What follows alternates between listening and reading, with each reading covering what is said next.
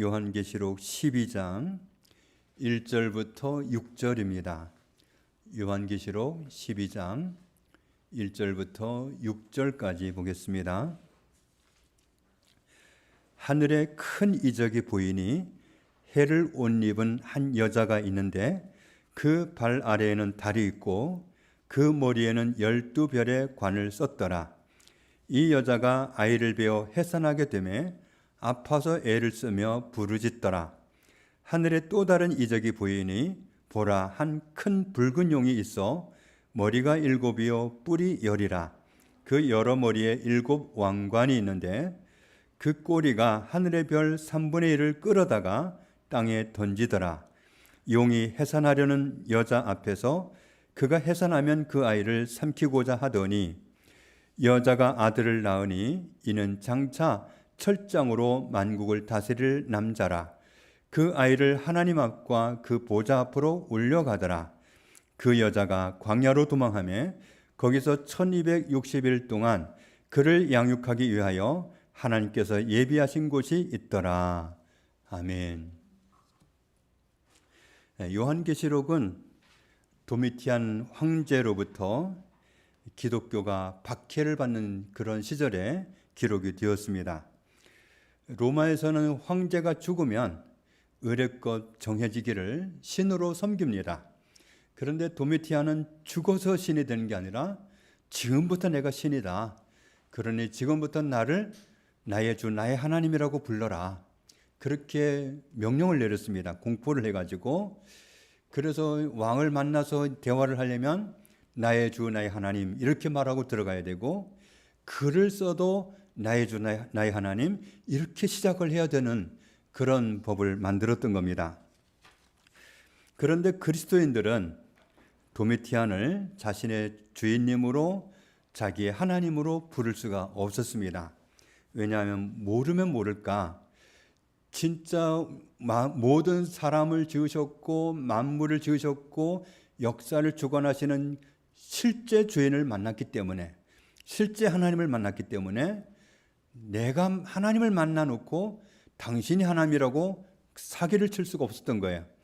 양심상 그럴 수가 없었기 때문에 도미티안을 하나님으로 부르는 거, 자기의 주인으로 부르는 거 받아들일 수가 없었습니다. 그래서 황제 숭배를 거부하는 집단이 되어버렸고 그 바람에 혹독한 박해를 받아야 됐던 겁니다. 그래서 그리스도인들을 잔멸시키려고 하는 매서운 박해가 4-5년간 아주 끊임없이 지속이 됐었습니다. 살기 위해서 배교하는 사람도 많았고 또 예수님을 만난 사람들은 배교를 할 수 없으니까 신앙을 지키다가 수없이 순교를 당했습니다.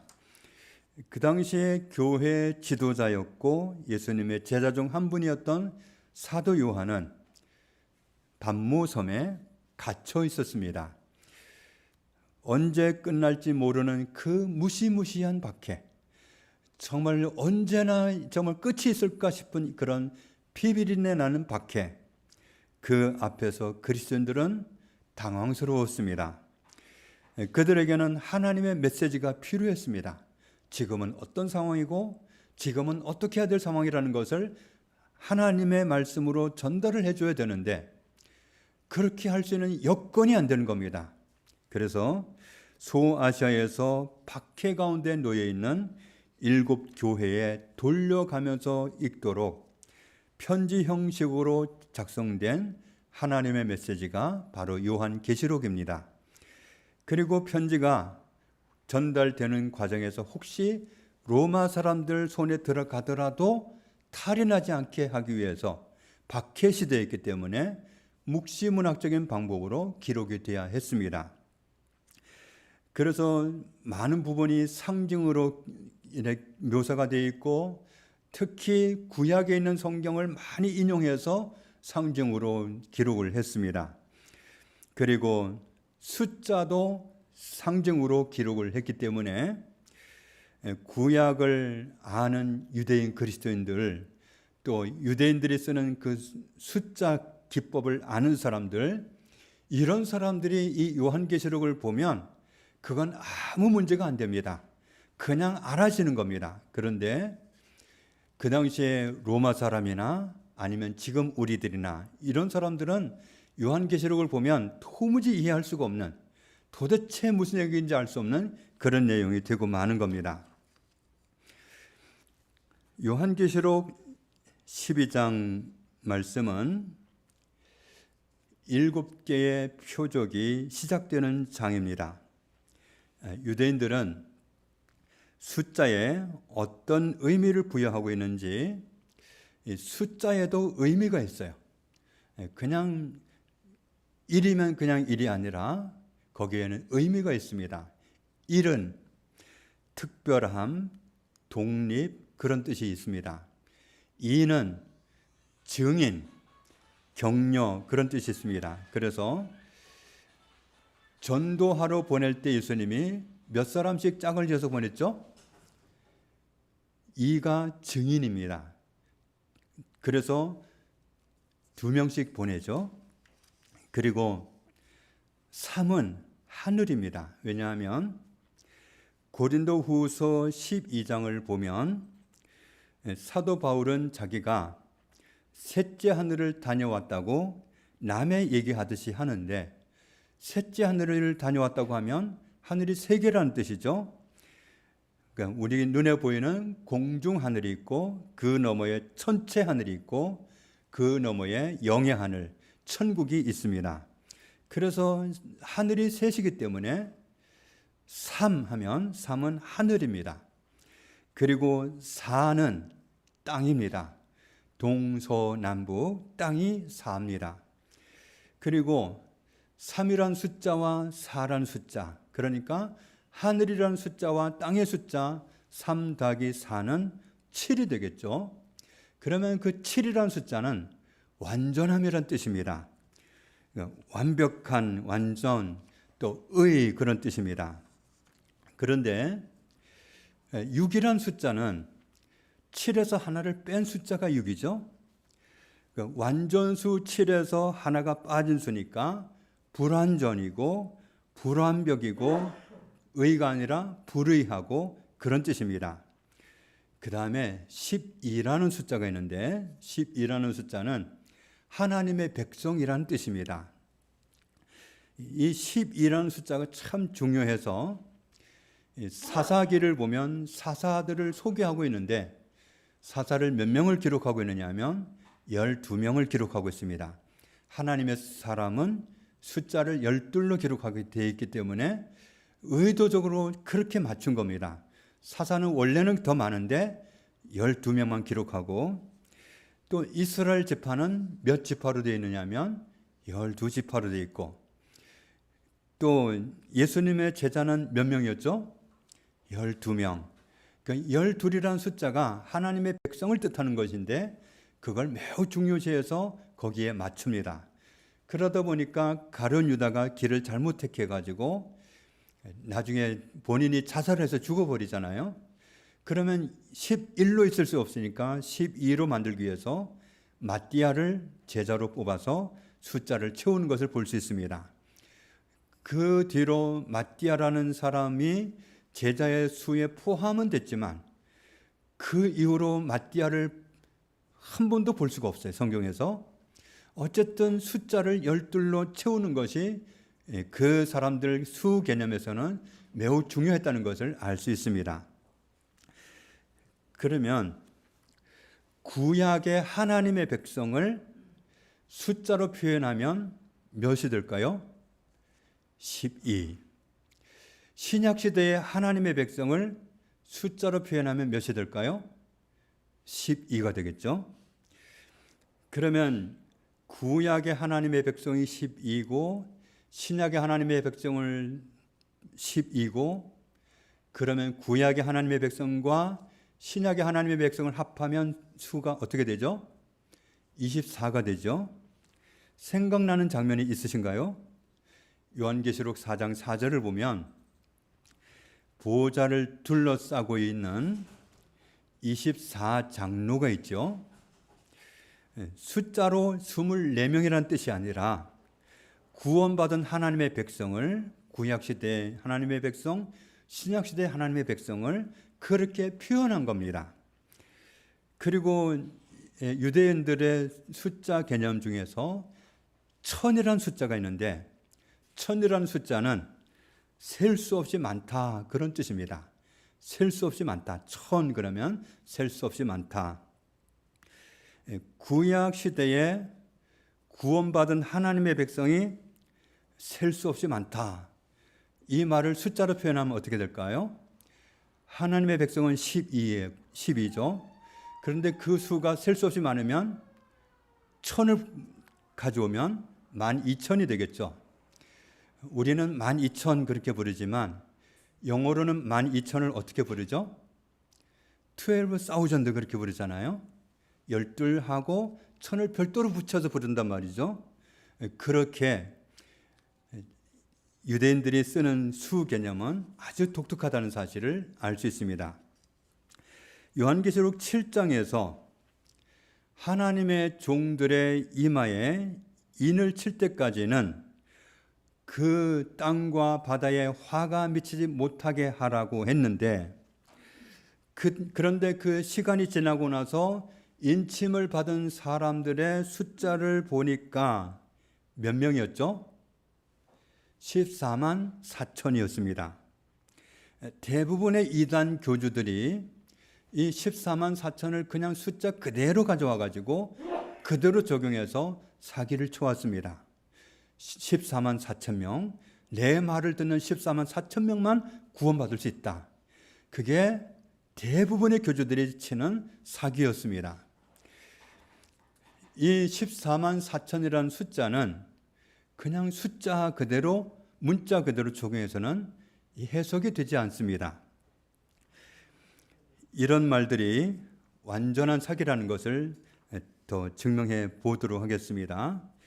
5절 이하를 보면 지파별로 구원받은 하나님의 백성이 몇 명씩 있는지가 나와요. 5절에 보면 유다 지파 중에 인침을 받은 자가 1만 2천이요. 1만 2천이란 말이 무슨 뜻이라고 그랬어요? 12는 구원받은 하나님의 백성이고 거기에 천이 붙은 거니까 유다 지파 중에 구원받은 하나님의 백성이 많다, 그런 뜻이에요. 또 루벤 지파 중에 1만 2천이니까 이거 역시도 루벤 지파 중에 구원받은 하나님의 백성이, 12가 하나님의 백성이니까 구원받은 하나님의 백성이 많다. 갓 지파도 그렇고 아셀 지파도 그렇고 납달리 지파도 그렇고 모든 지파별로 가서 이렇게 보니까 구원받은 하나님의 백성이 많다, 참 많다, 그런 뜻이에요. 그래서 지파별로 12,000인데 12지파니까 전부 합하면 얼마가 되죠? 14만 4천이 되는 겁니다. 그럼 14만 4천이라는 뜻은 무슨 뜻이냐면 구원받은 하나님의 백성이 많아도 너무 많다, 그런 뜻이에요. 그러니까 그 사람들의 수 개념으로 우리가 봐야지, 우리 개념으로 수를 적용해서 14만 4천 명밖에 구원 못 받아 그러면 하나님을 어떤 분으로 만드는 겁니까? 하나님은 한 사람도 구원받지 못하는 사람이 없기를 바라시고 모든 사람을 위해서 지금도 속히 오시지 못하고 참고 기다리고 계시는데, 예수님이 더디 오시는 것은 한 사람이라도 더 구원받게 하기 위해서 기다리는 중이라고 말씀하셨는데, 하나님의 말씀을 그렇게 왜곡시키는 그게 이단입니다. 하나님의 말씀은 그 말씀이 기록된 그 당시 문화로 가서 그 사람들의 수 개념으로 봐야 이게 이해가 되는 거지, 안 그러면 완전히 사기를 치는 거기에 속을 수 있습니다. 그 다음에 9절 10절을 보면 정말 재미있는 말씀을 하고 있는데, 이 일 후에 내가 보니 각 나라와 족속과 백성과 방언에서 아무도 능히 셀 수 없는 큰 무리가 나와 흰 옷을 입고 손에 종려가지를 들고 보호자 앞과 어린 양 앞에 서서, 이 말씀에 보면 각 나라, 족속, 백성, 방언 그렇게 표현을 했습니다. 방금 전에는 유대인들을 12지파로 구원받은 사람들이 얼마나 되나 지파별로 봤잖아요. 그리고 다 합해보니까 14만 4천이었죠. 그런데 이번에는 각 나라는 유대인만 해당되는 게 아니잖아요. 각 나라, 어떤 종족이든지 어떤 백성이든지 어떤 언어를 쓰는 사람들이든지 그 중에서 구원받은 사람들을 수를 헤아려 보는 거죠.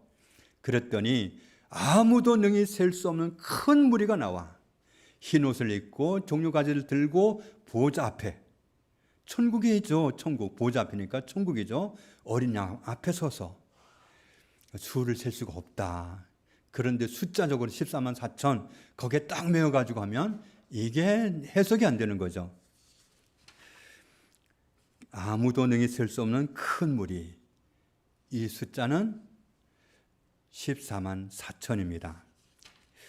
그래서 이 수를 헤아릴 수 없는 그 많은 사람들이 어떻게 구원받았다고 하셨느냐 하면 구원하심이 보좌에 앉으신 우리 하나님과 어린 양에게 있도다.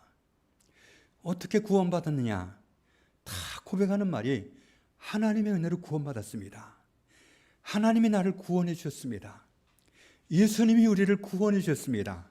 다 그렇게 노래하더라는 거죠. 큰 소리로. 요한계시록에서 숫자는 상징적인 의미로 기록된 것이라서 문자대로 적용을 하면 곁길로 갑니다. 요한계시록 12장에는 첫 번째 이적이 나오는데 예수님의 탄생 이야기를 묵시문학적으로 기록한 겁니다. 지금 이 부분은 예수님이 탄생하는 과정을 묵시문학적인 방법으로 기록한 거예요. 우리가 마태복음이나 누가복음이나 이런 데서 보면 그냥 그대로 사실대로 표현을 하잖아요. 그런데 이 요한계시록을 기록할 당시에는 그렇게 표현하면 안 되기 때문에 묵시문학적인 방법으로 표현을 하다 보니까 이렇게 기록을 했다는 것을 염두에 두고 봐야 됩니다. 해를 옷 입은 한 여자가 있다. 해를 옷 입었다고 하는 것은 정말 굉장한 어떤 은혜를 입은, 영광을 입은, 영광 가운데 있는 그런 모습을 말합니다. 그 여자가 있는데 발 아래는 달이 있고 머리에는 12별의 관을 썼다고. 앞에서 별은 교회를 뜻한다고 그랬죠.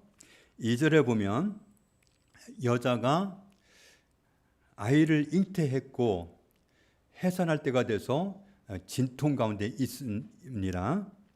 그런데 3절 4절을 보면 갑자기 큰 붉은 용이 나타납니다.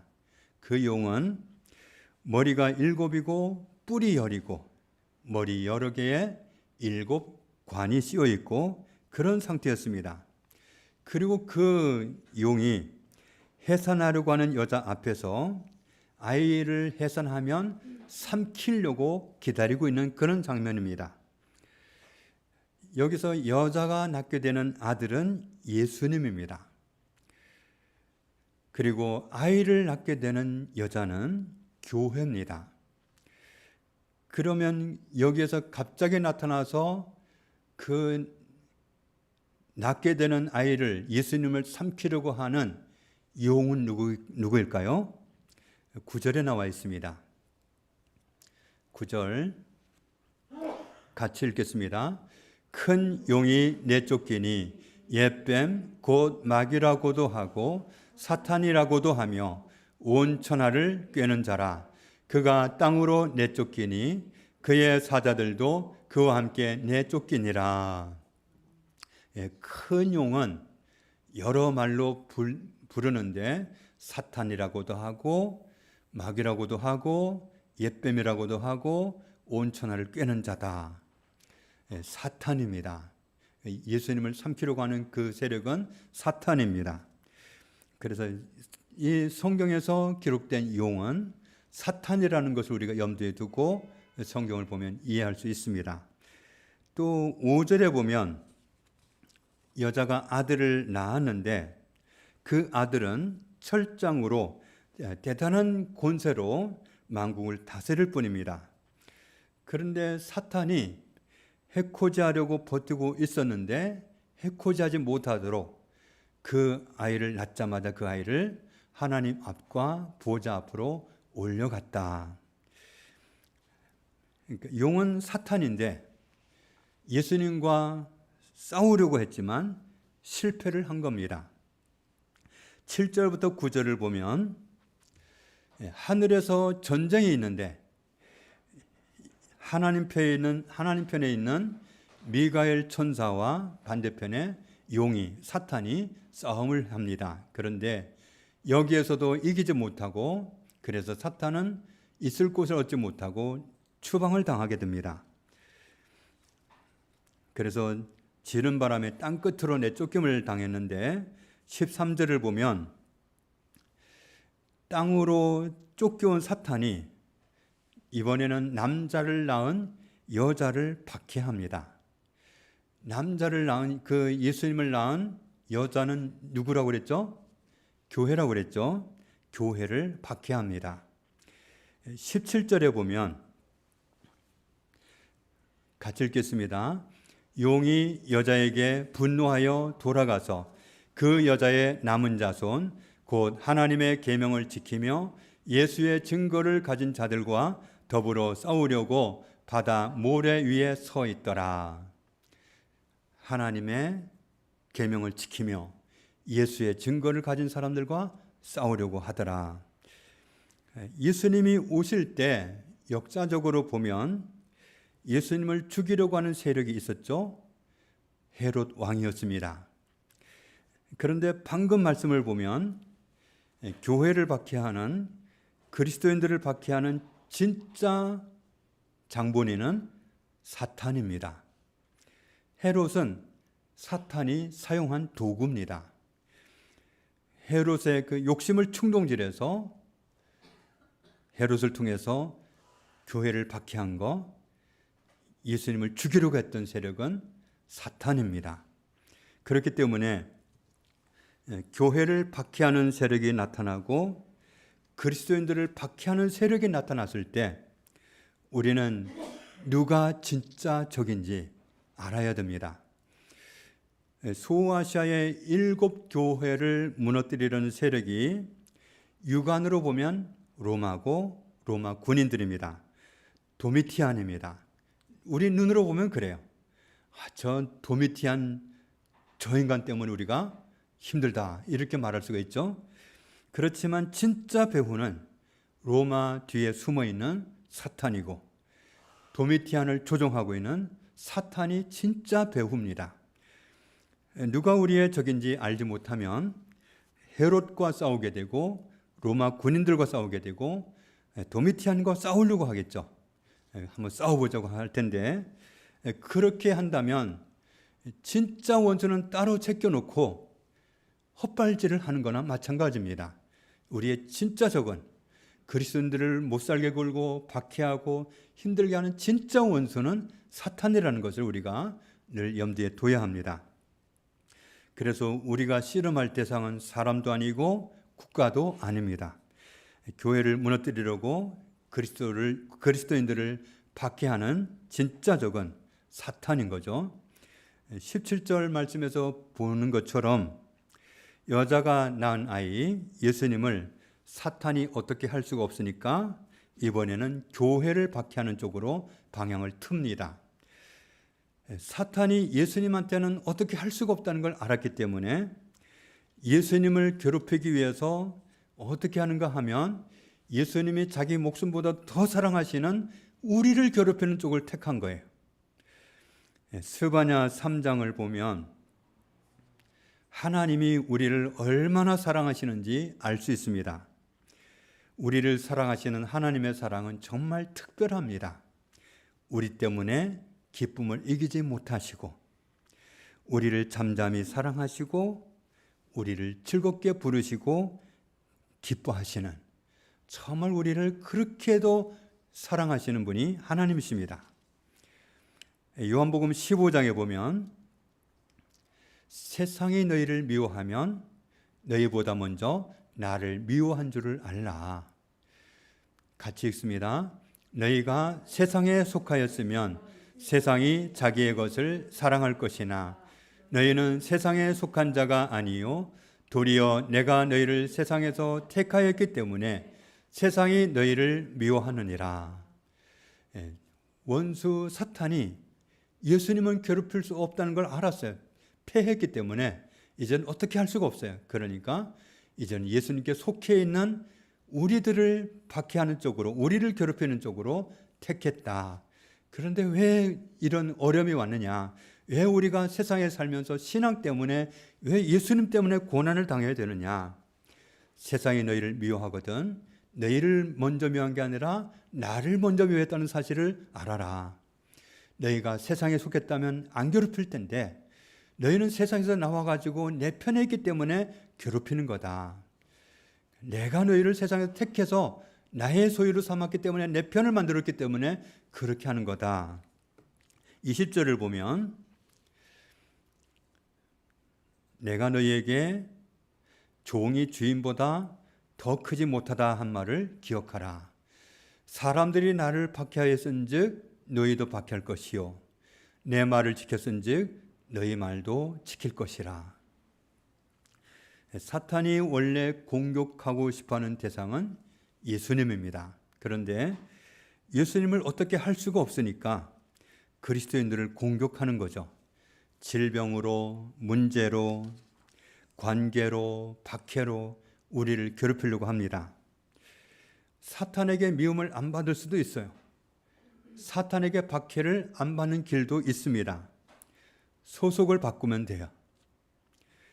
예수님이 우리를 선택해가지고 불러내서 예수님께 속하는 바람에 그런 어려움을 당하게 됐으니까 예수님을 버리고 다시 돌아가면 되죠. 옛날로 배교하면 됩니다. 그러나 깊이 생각해서 결정할 일이죠. 마태복음 25장을 보면 같이 읽습니다.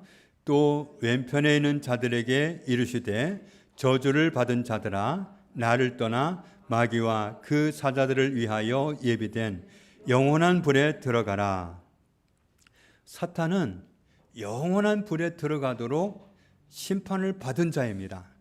그러니까 지금 시간이 흘러가면 흘러갈수록 사탄이 그곳으로 들어갈 시간이 임박해 오고 있는 상황입니다. 사탄은 이것을 피할 수가 없어요. 지옥 가는 것을 피할 수가 없습니다. 지옥은 사탄을 형벌하기 위해서 만든 감옥입니다. 그런데 사탄은 지금 지옥으로 가고 있는데 사탄에게 합류한다면, 예수님을 떠나서 사탄에게 합류한다면 이 세상에 사는 동안 박해는 면할지 몰라도, 괴로움은 안 당할지 몰라도 지옥으로 가는 열차를 함께 타는 거나 다름이 없습니다. 그리고 사탄이 좋은 것 준다는 것은 다 거짓말입니다. 요한복음에 그렇게 말씀하셨잖아요. 내가 온 것은 양으로 생명을 얻게 하고 더 풍성히 얻게 하려는 것이다. 그렇지만 도둑이 오는 것은 도둑질하고 죽이고 멸망시키려는 것뿐이다. 사탄은 도둑이고 강도고 살인자입니다. 정말 우리를 망하게 하려고 온 자이기 때문에 거기에 절대로 넘어갈 일이 아닙니다. 요한복음 5장 24절 같이 읽겠습니다. 내가 진실로 진실로 너희에게 이르노니 내 말을 듣고 또 나 보내신 이를 믿는 자는 영생을 얻었고 심판에 이르지 아니하나니 사망에서 생명으로 옮겼느니라. 아멘. 예수님을 믿는 믿음 안에 있는 사람은 영생을 얻은 사람입니다. 예수님을 떠나면 그걸 포기하는 겁니다. 심판에 이르지 않습니다. 사망에서 생명으로 옮겨진 사람입니다. 이것을 포기하는 게 주님을 떠나는 겁니다. 27절 이하에 있는 말씀을 보면 또 인자됨으로 말미암아 심판하는 권한을 주셨느니라. 마지막에 세상을 심판하실 분이 누구냐? 사탄을 따라가는 무리와 그렇지 않은 사람을 판단하실 분이 누구냐? 예수 그리스도입니다. 우리를 구원하기 위해서 사람 형상을 입고 오셔서 값을 대신 지불해 주셨던 그 예수님에게 하나님은 심판하는 권한을 주셨습니다. 이를 놀랍게 여기지 말라. 무덤 속에 있는 자가 다 그의 음성을 들을 때가 오나니 선한 일을 행한 자는 생명의 부활로, 악한 일을 행한 자는 심판의 부활로 나오리라. 누가 우리의 적인지를 우리는 정확하게 정의하고 있어야 됩니다. 누가 나의 아군인지 알아야 되는 거죠. 누가 나를 진짜 사랑하는 분인지 우리가 정확하게 알아야 됩니다. 사탄은 접근할 때는 광명한 천사처럼 다가옵니다. 정말 우리를 행복하게 해줄 것처럼, 모든 문제를 해결해 줄 것처럼. 그러나 거짓말입니다. 우리는 예수님 믿는 것 때문에 불이익을 당할 수도 있고 어려움을 당할 수도 있습니다. 그러나 그런 어려움을 당한다 할지라도 사람을 미워하지 말고, 사람이 그런다고 생각하지 말고, 내가 예수님께 속해 있다 보니까 예수님을 싫어하는 원수가 예수님은 어떻게 할 수 없으니까 나한테 이렇게 하는구나, 이렇게 알면 됩니다. 요한계시록 14장 말씀을 보면 우리는 마침내 우리를 구원해 주신 어린 양 예수님과 함께 수를 헤아릴 수 없는 14만 4천의 숫자에 포함되어서 하나님 앞에서 영원한 영광을 누리게 될 것입니다. 오늘 말씀은 정말 우리가 왜 그리스도인으로서 세상에 사는 동안 고난을 당하는가, 왜 우리가 하나님께 속했는데도 우리가 어려움을 당하는가, 그 이유를 알았습니다. 우리가 예수님께 속했기 때문에 예수님을 미워하는 그 원수가 예수님은 어떻게 할 수 없으니까 우리를 괴롭힌다는 것. 그래서 우리의 진짜 적이 누구인지, 사람이 아니고 나라가 아니고 사탄이라는 사실을 항상 염두에 두고 정말 우리의 그 믿음을 빼앗아 가려고 하는, 믿음을 놓게 하려는 사탄의 그 모든 시험을 날마다 뿌리치시고 영생 되시는 예수 그리스도와 함께 천국에 당도할 때까지 믿음을 지켜 살아가는 저와 여러분 다 되시기를 주님의 이름으로 축복합니다. 하나님 아버지 감사합니다. 우리가 다 맨 처음에 사탄의 거짓말에 속아서 하나님을 버렸습니다. 영생이신 생명이신 주님을 버렸습니다. 그런 우리를 주께서 긍휼히 여겨주시고 여전히 사랑하사 독생자 예수 그리스도를 보내사 구원해 주신 은혜 감사합니다. 하나님이 우리를 택하셨습니다. 예수 그리스도께서 우리를 택하셨습니다. 그래서 예수님께 속한 사람, 구원 얻은, 생명 얻은 하나님의 자녀가 되었습니다. 이렇다 보니 예수님을 어떻게 함부로 할 수 없는 사탄이 우리를 공격한다는 사실을, 우리를 어렵게 하려고 한다는 사실을 알았습니다. 그러나 우리가 세상에 사는 동안 잠시 어려움을 당할지 몰라도 우리가 장차 누릴 영광은 비교조차 할 수가 없다는 것을 압니다. 그러므로 우리가 영생 되시는 예수 그리스도를 믿는 이 믿음 안에서 끝까지 나아가는 믿음의 사람으로 살게 해 주옵소서. 예수님의 이름으로 기도합니다.